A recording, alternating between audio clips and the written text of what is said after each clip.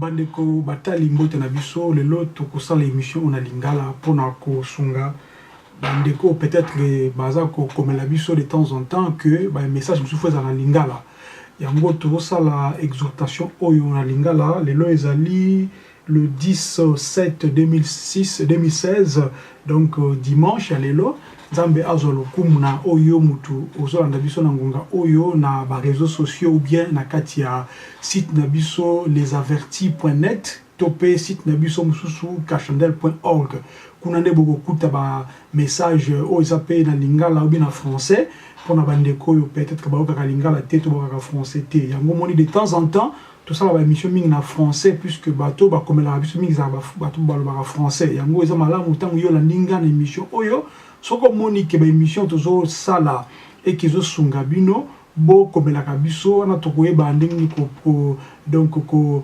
maximiser ou bien ko continuer ko sala émission mingi na lingala pe pour ko sunga bandeko balobaka français te Nzambe apambola bino natiki moment o maboko nkolo ye moko atambwisa biso azala mosungi azala motambwisi azala éclaireur afin que par l'esprit Nzambe tomeka ko biso na bino tozala tozo bénéficier na moment o azopesa biso et que nyonso ali ya mabe ezala musika na biso na kombo ya Yeshua Nzambe na biso na bomoi amen. Nzambe apambola biso ndenge na hotel koloba déjà le lot soba likambo etali la vie éternelle. C'est-à-dire, les exhortations mukuse sur la vie éternelle ou bien bon moi ya seko. Mais mingi tu te lobela bon moi ya seko ya nani ya yo mutozo landanga na tango oyo. Puisque moni lelo batu mingi bazo bomba na sima ya koloba ki basala ka musala na Nzambe. Mingi baza ba pasteur, mingi baza ba docteur, mingi baza ba évangéliste, mingi baza ba prophète, mingi bazali ba apôtre. Mbali ko bata manasima ya ba titre wana mbali ko yeba teke risque nini zo courir soki bayambi Yesu na vie na bangote. Il y a même des gens OK a comme pasteur puisque a kende ko kota classe ya théologie à partir de classe on a PC diplôme et puis a continuer ko sala musala Nzambe a comme pasteur. Mingi baza pe wana ba comme pasteur puisque pasteur na ye ou bien papa na molimo ndenge bango balobaka a commis ça pasteur pour na couper ça ndeti ko récompenser ko pese li fouti par rapport peut-être à ça qui trop doux à ça qui trop respect na place donc à l'égard ou bien et pas ya pasteur ça qui pasteur peut être titulaire tout ça ça biloko o etozo mona yango moni tango tozo ba makambo bandeko tozali ko toucher tali ko loba pona batute puisque batu ya mokili oyo bazaka bongo bakotika la bongo ça dit depuis à temps ya Jean-Baptiste batu baleka ko zalaka ka bongo ça dit mutu batu bazaka baluka keloko malamu temba batu baluka basama kamka ya mabe même nata kala tango dislocation ou bien séparation yaki entre mutu na Nzambe mutu aluka ki Nzambe te Nzambe mutaye ko luka so mutu pona bakino mutu zaka soka ka pengwi na ye ata bosali ndenge na kozonga suna nzela te yango tozoloba lelo boye bandeko na ngai toza na sima kaka te que non tosa musala Nzambe ngai na yembaka ngai na teaka ngai na li pasteur ngai na li non ezali danger so to kanisake na babiloko na ndeke sala ke to mona Nzambe pona ko mona Nzambe ebongi to bota maya sika ndenge Nicodème na kati ya mukanda ya Jean azotuna na Yesu Masia toko na mutako sa ndeni po a hérité po akota bokonzi ya lola Yesu apesa ke abise qu'il faut mutu ana bota masika ko bota masika linko lobani liko ba ke non mutu atiki bizaleli ya kala emprunter bizaleli ya sika et puis Nzambe andimi likabo wana Nzambe andimi sacrifice ya mo Bible le bien biso que non to aliko offrir banzoto na biso lokola sacrifice vivant. Il faut nzoto na yo molimo na yo makambo no nyos tu offrir mo pa Nzambe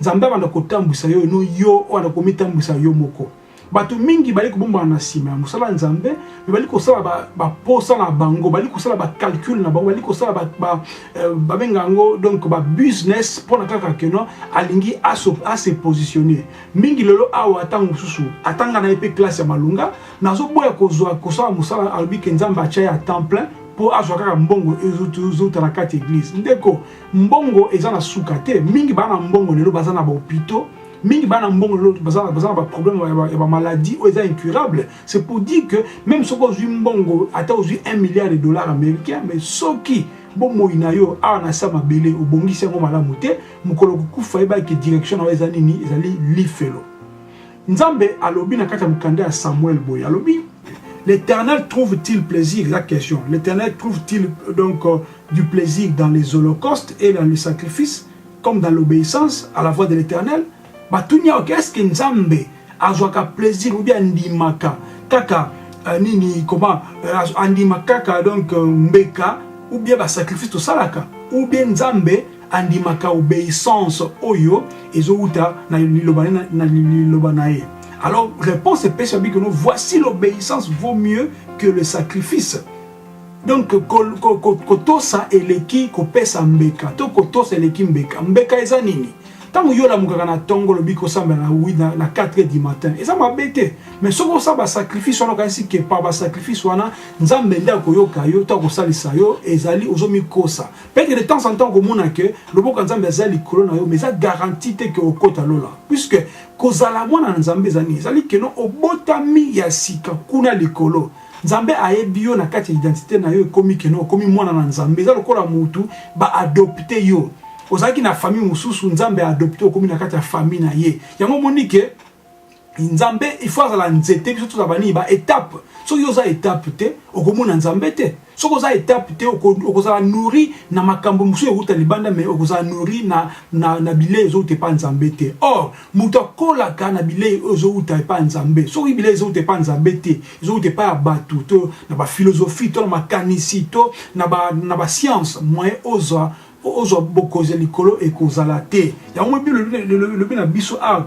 l'obéissance vaut mieux que le sacrifice. Kotosa eleki mbeka.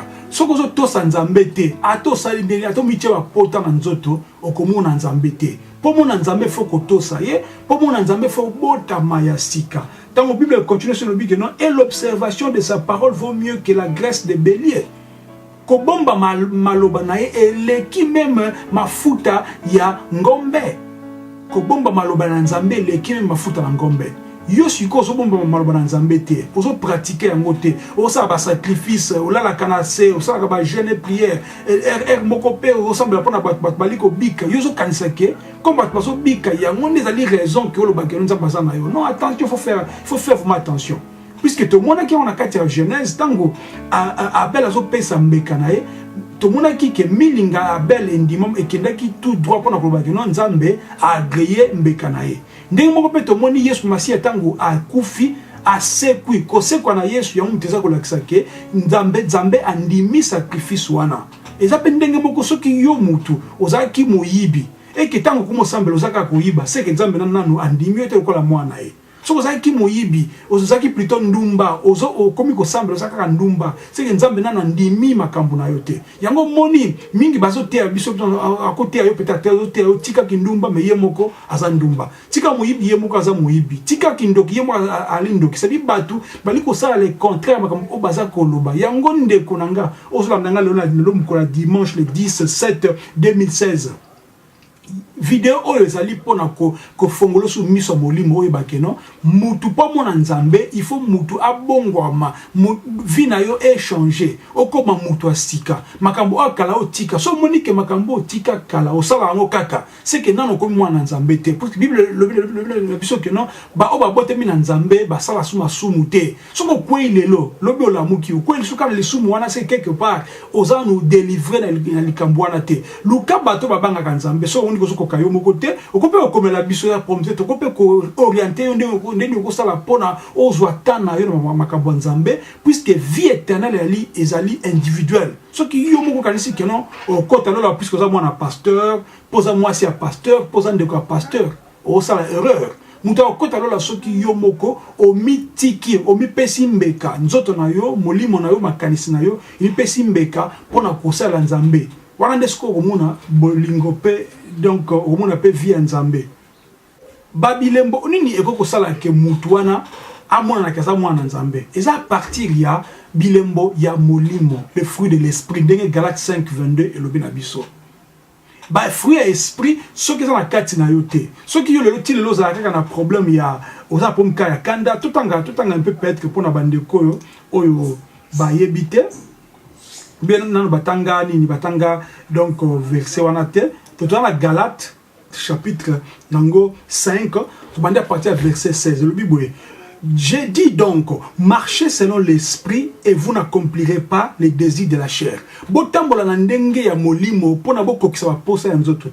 Car la chair a des désirs contraires à ceux de l'esprit. Puisque nzoto ezali na ba désir to ba posa o ezali ko kesana ba posa ya molimo. Et l'esprit en a des contraires à ceux de la chair. C'est-à-dire, l'esprit pèse ba désir na mo contraire na ndenge ya nzoto. C'est-à-dire, so muto za na esprit nzambe, akosa makambo nzoto te. So muto za na esprit nzambe te, akosa makambo nzoto. C'est comme ça. C'est-à-dire, ceux qui ont beaucoup de kati na ok, oh, mais makambo na tika kindumba, na tika ko me masturber, na tika ko finga batu, na tika ko tonga batu, na tika ko yina batu. Mais pourquoi ils ont la nanga kaka? C'est que nanu okomi mwana nzambe te. Poso okomi mwana nzambe ko mona ke nyos tuwana ya kala. Et vous savez ma souze pas na otende konanga. So ils ko se répéter, ils ont senga ok faut ça ba jeûne et prière. Pona nini nzambe akangolo na kati ya mabe wana. Il faut ndima ke nzoto na yo ezala sacrifice ezala offrir moi pas nzambe. Ce qu'on offrir nzoto no pas nzambe, nzamba ko prendre soin même ya ba désir na yo, nzamba ko prendre soin même na vie na yo matériel boy. Ya mo tout temps sikoyo mais wapi o ezali ba désir ya donc ya chair, tout temps ba désir ya chair. Ba désir à chair to ba posa nzoto yali idolâtrie yali ba magie to mo lelo ba magie komi na kati ya église ba komi ko bimisa mbongo na ba pocha batu ba komi ko tia ba crédit na kati ya ba portable batu par magie ba komi ko sala makambo susu o peut-être que non na lokuta na kati na magie mélange komi total que bandeko baza peut-être na esprit nzambe te bazo ko kasuko capter makambo nzambe te mutako kanisa que non ko so na l'église pona pambo manazo libala église ali pona zo libala te bandeko ba payen ku to mona ka bandi makanzambe te mais basa ko zo mabala basa ko vanda na mabala bazo umela pourquoi puisque libala ezali kambo ya mokili awa nous parlons de choses o ali makambo ya molimo makambo ya vie éternelle de konangai tozui ba fruit o ya esprit ba fruit esprit ndesko na besoin na ebisabino po yango de ko yebisa yo ki oza mwana nzambe tozui ba fruit esprit ali bolingo mais so ki tozui ba eloko na bolingo botala bino na kati ya mitema na kati ya mangomba na kati ya ba société na kati ya ba mboka. Combien est-ce que bolingo zo zanga na kati ya ba famille? Yo zo mi benga pasteur, mobali pasteur, moi si pasteur, mais yo za na bolingo te. Mais oza sko ki pasteur yango eza ya nini? Puisque pasteur liko ba que non donc berger. Muto za berger ali muto oyo andimaka koko de koluka ko liesa ba mpate. Okolesa mpate te so za na bolingo te. Yango c'est important ko yebango. Bolingo nde ba banjo na liboso eza eloko moza clair. Nzambe alingaki mokili yango andimaki kopesa mwana Yesu Masia. C'est-à-dire bolingo sala ke ko pesa ko tinda ngai moko d'abord en tant que mutu na mi pesa et pas nzambe loka sacrifice. To komi bana na nzambe po Yesu andimaki komi sambeka.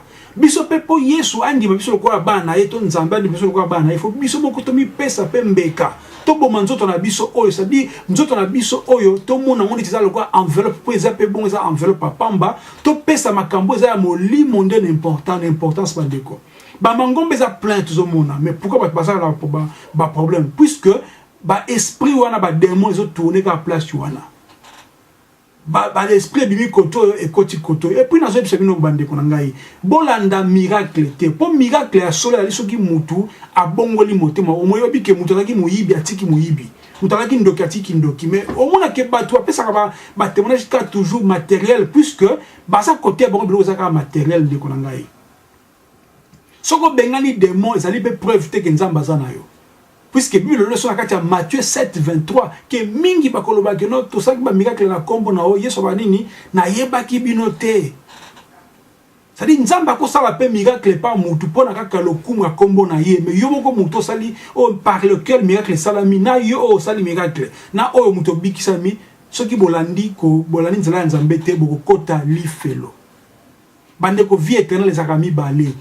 Vie éternelle avec le Christ, nakati ya bokozinae, ou vie éternelle avec le diable, nakati ya enfer. Yo poni place ne. Donc ça dit bolingo. Esengo. Mwana nzambo saka mama ozaso esengo te, puisque ozozo libala te, puisque ozako ozoko bota te, yo kasi soko boti lelo mwana nane mtoko akozala neti mwana ni akozala neti yende ali résultat à vie na non. bana musu ba bota makape muna bota na famille boya zo akaboli famille muna musu bota na famille boya komi na ye ko beta ko bomo batu susu. C'est pour dire que son nzambe azo pesa yo loko zo lukate takamaka na nzambe wana lukai na bosolo po nzambe alobi boye luka no bokonzi ya likolo pe justice na ye o etikale ko pesa melabino na sima kimia ya monde ba fruit esprit patience elle ba fruit esprit. Et puis fidélité, c'est-à-dire olobi na mutu par exemple que non na kosala boye po na yo après na suka o changer na yo olobi na mutu ke beaucoup na 11h yo o na 14h, c'est-à-dire oza fidèle na maloba na ote moi na nzambe faut za discipliné moi nzambe il faut na fidélité, c'est-à-dire botanga nini wana nyoso bo muna ba douceur za na kati bo muna tempérance na kati, c'est-à-dire mutu asilikaka nokite yo oza moi na nzambe mais osilikaka noki, c'est comme ça, c'est comme ça. Donc Nzambe a besoin de comprendre makambo lelo ndeko na ngai po to mona bokonzi ya likolo. To mona bokonzi ya likolo.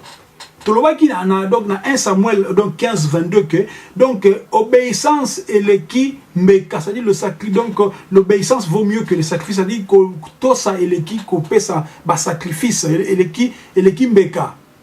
Koto sa le qui meka puis ko bomba maloba na Nzambe et les qui mafuta ya ngombe na valeur. Bandeko boyo kama kambo yo bo changer façon na bino kozala.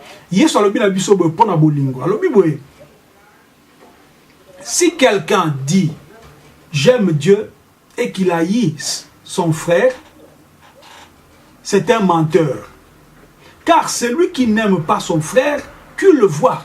Comment peut-il aimer Dieu qu'il ne voit pas? 1 Jean chapitre 4 verset 20. 1 Jean chapitre 4 verset 20. Comment est-ce que kolobaki olingi Nzambe ozo mona na misute mozo yina mutu o aza pembeni na yo?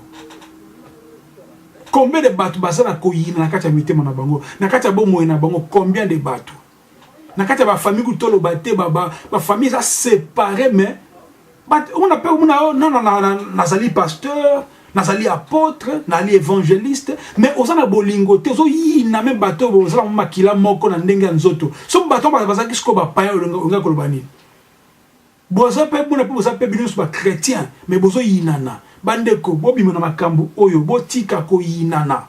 Et puis naza ko bisa yo na ndeko za peut-être victime, peut-être que yo nde bazo yina yo linga bango Yesu alolobi aimez vos ennemis et priez pour ceux qui vous maltraitent. Yo ndima banguna na yo eza bato bana kata famille ba ko bundisa yo linga bango sambela pona bango so moya ko aider bango ali aider pe bango eza problème te. Nzamba lingi biso to zong sa bolamu donc mabe na mabete mais to zong sa bolamu na mabe. Et ça très important. Yesu alobi boye. Bon moya seko ngano tozo luka Yesu alobi na Jean 20 non na Jean 10-28 alobi ke mes brebis entendent ma voix. Bampate na ngai ba okaka voix na ngai. Voix Nzambe za nini? Izaki voix Yesu masi ali ke to sala volonté na ye. Tanga zo tina ba ekola alobi ke no botia ba makambo ngana la kisi bino. Makambo nini? Bokonza likolo ya li proche. Ya monde makambo za to na besoin na ngona. Makambo nyoso tikali o ezaki no libala ko bota ko zo misala eza ba accompagnement ko landa biso puisque puis le but même na biso que na kat na Marc 16 que non voici les miracles qui accompagneront ceux qui auront cru, c'est-à-dire miracle ko accompagner bino batu boni ba zo le sabat peut-être mon aki asali jeûne prière il y a 20 jours pour linga amona ka miracle Nzambe ko ça le miracle on mais c'est pas ça o ko kotsa olola ndeko on va toujours na kat ya Jean 10-28.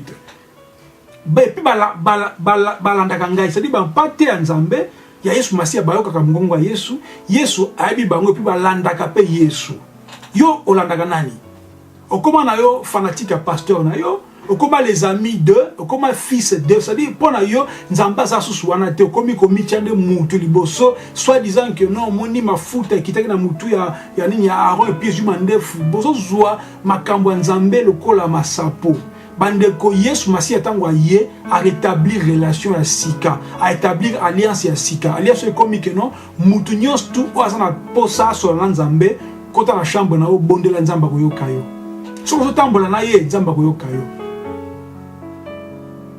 puisque le bien que notre prière il y a mutu o moyenge ben ya juste et ça a une grande efficacité nzamba ko yokela yo ce qui est sukuta yo qui prière ya ba démon tant que ko délivrer nani fuana ozaki na kati ya cimetière Yesu a délivré fuana ba nani ba démon bali ko senga na Yesu que pardon boka biso ta na kati ya donc ya mai to na kati plutôt ya bangulu tout ça. C'est-à-dire Yesu ayoki bango père boaki bona na kati ya bangulu bakena kati ya mai pona ba dinga. C'est pour dire que ce qui Yesu ayoki prière ya ba démon boni ya mwana na e. Et puis alobi que non, je leur donne la vie éternelle. Yesu alobi ka pesi biso vie éternelle. C'est-à-dire vie éternelle ezali récompense te par rapport ya misala na yo. Ça récompense par rapport à sacrifice, mais vie éternelle est likabo nzambe Yesu Masi a pesi biso. Puis elle dit que non, et elles ne périront jamais. C'est-à-dire batu oyo ba brebis oyo ba kobunga kalisusu te. So za mwana nzambe kobunga lisusu te. Okutika la mwana nzambe seko na seko puisque ozaja na elembo nzambe na kati na yo. Mais soki yo bongo mi ya ndambo, mwenza bazo oyo zate puisque lobi na mukanda apocalypse que non, ozali tiède. Amoni ozali chaud. Ni froid aux tièdes, aux tièdes, aux tièdes, aux vomir. Et puis, et personne ne les ravira de ma main. Moutou moko ta kobo to la maboko nzambe. Ndoki moko te, pasteur moko te, apôtre moko te, bande konangai. Ce que mi pese pa nzambe, corps, âme et esprit, au mona ke Yesu ye moko kotambwisa bomo ina yo. Yesu yeba otamu sabo mona puisque bo mona comme que tant on sa likambu pa na wali boso tche na Yesu Masia. So on sa likambu pa o yami parler na Yesu Masia. Yesu Masia a komi motambu isina yo. O tikeli ekita bokonzi na yo. O pesi place na kati ya vie na yo. On ndimi vraiment ko tika mabe na yo. O wana ko bana ko sa liboso. Tika o tiki lokoso, tiki muyibi ya mbongo, tiki komila kisa kutiki orgueil.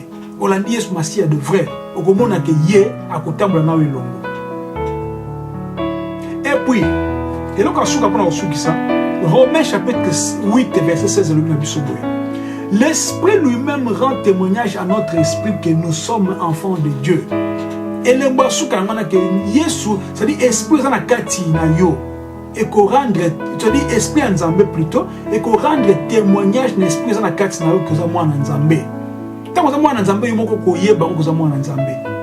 Les tobaki likambu ya bani ya bafruit de l'esprit na Galates 5. Et puis tolobi pe lisusu kelo ba brebis Nzambe ba okaka mungongo Nzambe. Et puis tolobi pe lisusu awa que ça dit esprit o eza na kati esprit Nzambe et témoignaka na esprit na biso que to aliba na Nzambe. Mwana Nzambe ayeba na gra na misala na bambuma na ye na koloba na ye na etambole na ye na elateli na ye na elobeli na ye na eyembeli na ye na esali na ya musala Nzambe.